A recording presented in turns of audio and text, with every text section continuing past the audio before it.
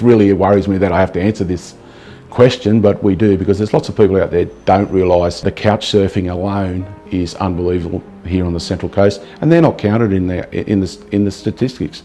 Kids that just can't go home and they go and stay at a friend's place on the couch. Homelessness on the Central Coast is quite a plight. It's not just the people that we see sleeping in the parks and in doorways of abandoned shops in Gosford and things like that. It extends far and wide. There's very little we can do with our young people from 16 to 18. These kids have got no fathers, no mothers, they've got no kin. It's us. So the importance of places like Tiny Home is they can get their lives back together. To be eligible for a tiny home, you just have to be eligible for social housing. So you just need to complete an application through Housing New South Wales, and because we're a social housing provider, we can actually help the kids get an application through housing, and then because they're supported with Coast Shelter, we can actually sign a legal agreement with them, which is the lease. Each resident has a 12-month lease signed by Pacific Link.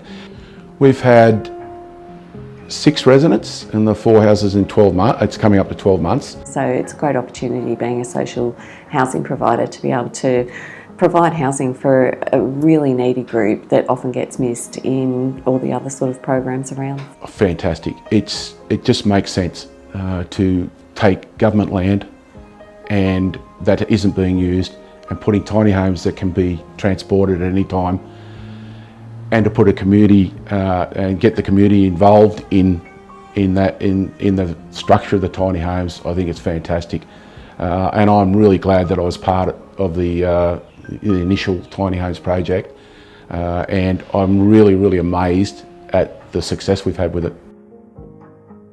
It's been fantastic. It's given the kids such a great place to stay, and a lot of them, come with mental health issues. They come with a huge amount of problems, and I know people are saying, "Oh, they're too tiny for anybody to survive in," but these kids have proven them wrong. Like, they've come out, for them to be able to get jobs, to continue on with their schooling, to be able to exit out and get their own private rental. Yeah, I'd just like to add that it's a fantastic job that the Tiny Homes Foundation is doing. I'd love to see a lot more tiny homes, and if it takes money, I think government have got to have a look at this and start to fund foundations like tiny homes.